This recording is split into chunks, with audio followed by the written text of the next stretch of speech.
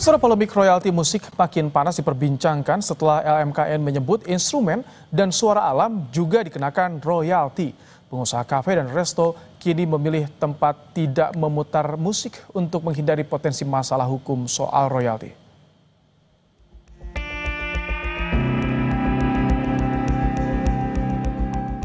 Musik biasanya menghidupkan suasana di kafe atau tempat makan dan memanjakan emosi. Tapi kini tidak lagi. Sejumlah pemilik tempat makan hingga kafe takut memutar musik. Mereka menghindari potensi masalah hukum soal royalti musik yang tengah menjadi polemik. Menurut saya sih ya sistem yang ada saat ini nggak ada transparansi, cumanya ada peraturan apa yang harus dibayar dan kalau tidak dendanya sekian, tanpa diskusi dulu mungkin dengan para pencipta lagu atau LMK-LMA yang tergabung dalam LMKN gitu mengenai hal ini.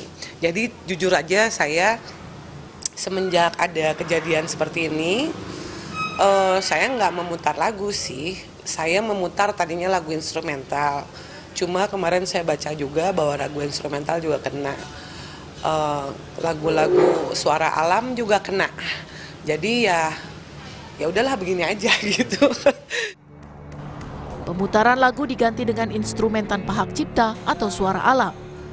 Namun Ketua LMKN Dharma Oratmangun mengingatkan, pemutaran musik instrumen dan suara alam di ruang publik secara komersil juga wajib membayar royalti. Instrumentalia pun itu ada hak ciptanya.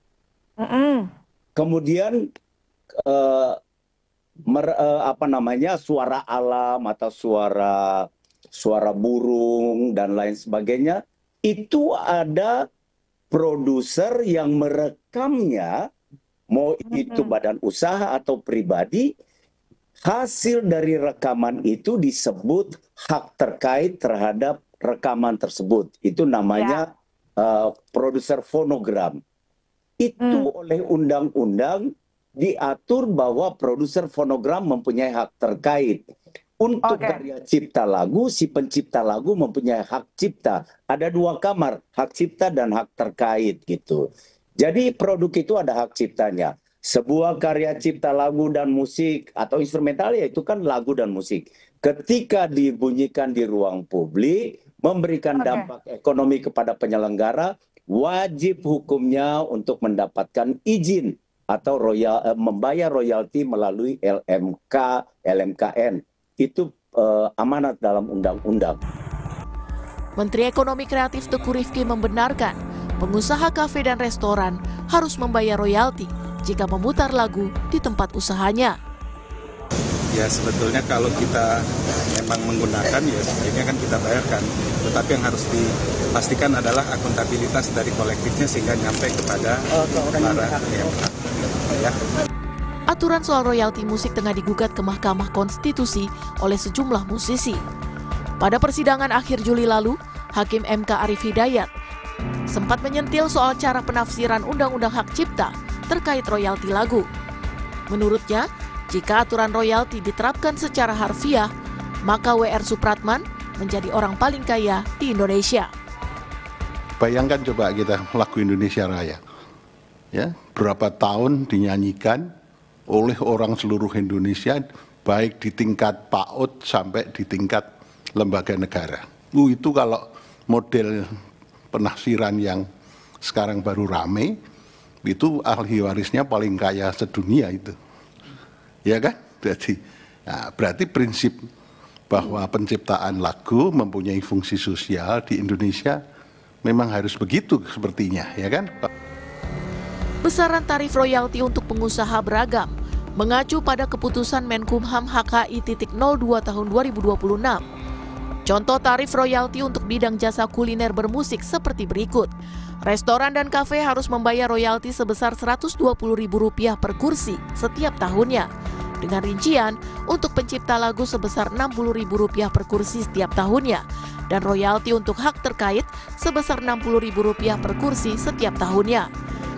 Aturan pembayaran royalti kepada pencipta lagu dan pemilik hak cipta ini menjadi bagian dari upaya perlindungan terhadap kekayaan intelektual di Indonesia. Tim Liputan, Kompas TV. Polemik royalti musik kembali mencuat di tengah maraknya pemutaran lagu di ruang publik secara komersil. Untuk mengulasnya, kami sudah bersama dengan musisi Rian Eki Pradipta atau Rian The Massive melalui sambungan Zoom. Selamat malam, Bang Rian. Selamat malam. Ini jadi perbincangan hangat di media sosial soal pandangan musisi. Kalau Bang Rian sendiri memandangnya bagaimana soal kewajiban membayar royalti bagi pengusaha kafe? Oke, selain saya musisi juga kebetulan saya juga pengusaha juga yang juga punya ya kafe kecil-kecilan, bukan yang besar ya. Tapi sebenarnya gini, regulasi itu sudah jelas sebenarnya dan sudah ada sejak lama. Dan sebenarnya yang sedang terjadi hari ini itu sebenarnya sudah dilakukan dari 11 tahun yang lalu. Dan sudah banyak juga restoran atau kafe-kafe atau hotel, pokoknya public place ya, hotel, terus restoran, kafe, stasiun, terus mall itu juga sebenarnya sejak 11 tahun yang lalu tuh sudah banyak yang membayar kewajiban mereka untuk ke LMK untuk bisa si performing rights ini, royalty performing rights ini bisa disampaikan ke pencipta lagu yang juga menjadi anggota dari LMK tersebut. Dulu mekanismenya gimana, Bang Rian? Kok misalkan sekarang nampaknya lebih ramai? Sebenarnya nggak ada yang berubah, Jadi gini, kayak misalnya aku punya kafe gitu ya, aku kan ada warkop. Nah, saya ini bayar per tahun setahun sekali, dihitung dari banyaknya kursi. Nah, misalnya kursinya ada 60 gitu ya. Jadi 60.000 kali 60, berarti kan berapa tuh kalau dihitung? Berarti 3,6 juta ya? Iya. 3,6 ya? 1,6. Nah, jadi itu dibayarkan setiap tahun, jadi setahun sekali. Jadi bukan yang per minggu atau per bulan, itu enggak. Dan itu tuh itu tandanya sebenarnya gini, kalau dari pandanganku ya, itu tuh sebenarnya bukan beban, tapi justru itu adalah bentuk dari apresiasi kita ke para pencipta lagu tersebut gitu. Oh, oke. Tapi kalau misalkan Anda tadi sebagai pengusaha juga sebetulnya yang dikhawatirkan itu apa sih, kok sekarang ramai juga banyak yang memilih tanpa memutar lagu nih? Jadi sebenarnya gini, apa yang dilakukan industri sekarang itu sebenarnya sudah meng-copy paste yang sudah terjadi di industri musik dunia ya. Jadi kayak seperti di Amerika itu memang kebetulan kan kemarin The Massive juga sempat manggung di Music Expo itu di Amerika di Los Angeles. Itu saya juga sempat nanya, ini sebenarnya tuh peraturannya yang benar seperti apa sih? Jadi mereka bilang bahwa memang kalau misalnya contoh penyelenggara konser itu yang membayar bukan si penyanyinya, tapi penyelenggaranya yang membayar ke LMK. Nanti dari LMK itu akan mendistribusikan ke pencipta lagunya gitu. Oke. Termasuk juga misalnya lagu-lagu yang diputar di ruang publik seperti di mall, restoran. Itu sebenarnya memang di negara seperti di Amerika, di Jepang, di Korea itu memang sudah melakukan itu, dan Indonesia itu juga menjadi bagian dari asosiasi LMK dunia sebenarnya. Bang Rian, tapi kalau misalkan dengan adanya keresahan dari para pengusaha kafe ataupun juga restoran, Anda dari The Massive untuk saat ini bagaimana sikapnya? Apakah membolehkan saja misalkan untuk skala kecil atau bagaimana sikapnya? Begini, PR-nya adalah sosialisasi. Karena gini, sekarang ini banyak orang yang menelan info-info yang mungkin terlalu kurang mendalam. Belum tahu secara mendalam, tapi sudah langsung beropini dan lain-lain. Jadi memang ini PR-nya LMK atau LMKN itu untuk mensosialisasikan tidak hanya ke para user, tapi juga ke masyarakat. Karena sekarang ini kan kekuatan netizen ini kan luar biasa ya. Apalagi kalau sudah dibahas gitu, itu pasti akan menjadi satu hal yang kalau ada orang yang tidak mengerti jadinya malah jadi salah tangkap gitu. Tapi kalau seperti suara alam ataupun juga ada suara instrumen itu masuk juga, harus jadi masuk juga sih. Kalau kita mengacu pada apa yang sudah dilakukan di industri musik dunia, seperti di Eropa, di Amerika, di Jepang, itu instrumental, suara misalnya dia akapela, suara musik itu semua itu bayar sebenarnya.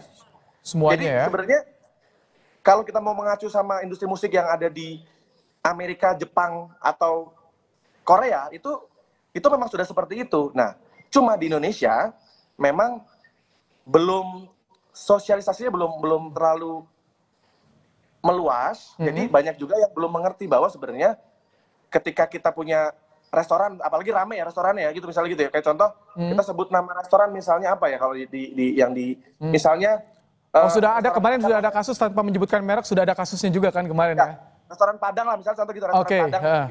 Itu kan mereka kan selalu biasanya memutar musik tuh. Karena memang gini, kalau misalnya kita datang ke restoran atau di kafe gitu ya, kalau nggak ada musik kan hening tuh nggak enak sebenarnya. Iya, betul. Jadi sebenarnya musik itu bisa membuat mood orang jadi nyaman, jadi makannya jadi enak. Itu ada pengaruhnya loh. Makanya sebenarnya kalau mau mengacu pada aturan yang sudah dilakukan di industri yang memang lebih besar ya seperti Amerika atau di Korea itu sebenarnya ruang publik, restoran, mall, hotel. Tapi khawatir nggak kalau dari musisi sekarang kan ada gerakan ya udah tanpa putar musik, bahkan ada yang ya udah kita putar misalkan musisi dunia yang mungkin dalam bayangan mereka tidak dijangkau oleh LMKN misalkan. Jadi gini, khawatir nggak? Contoh gini. Kemarin waktu itu ada beberapa band seperti Coldplay. Nah, Coldplay. Jadi kan kemarin waktu itu kan ada openingnya Malik The Essentials. Nah, terus waktu itu Coldplay itu kan dia manggung di Jakarta. Iya. Tapi penyelenggaranya tetap membayar performing rights-nya untuk si pencipta lagunya Coldplay, yang dimana juga yang bikin juga Chris Martin juga dan teman-teman. Itu melalui LMK itu tetap mengkolek. Okay. Nah, karena LMK itu adalah masuk di asosiasi LMK dunia, jadi dari LMK yang ada di Indonesia itu akan disetor ke LMK yang menaungi internasional ya.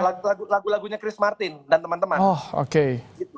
Baru dari LMK yang ada di Inggris misalnya itu akan distribusikan ke pencipta lagunya langsung. Jadi sebenarnya udah banyak kok, kayak kemarin banyak musisi-musisi internasional yang datang ke Indonesia itu tetap dikolek sama LMK gitu. Oke, baik. Marian, terima kasih untuk suaranya, untuk pandangannya, karena ini yang menjadi persoalan di ruang publik. Ini yang banyak dipertanyakan. Terima kasih Rian The Massive, Rian Eki Pradipta telah bergabung di Kompas Malam hari ini.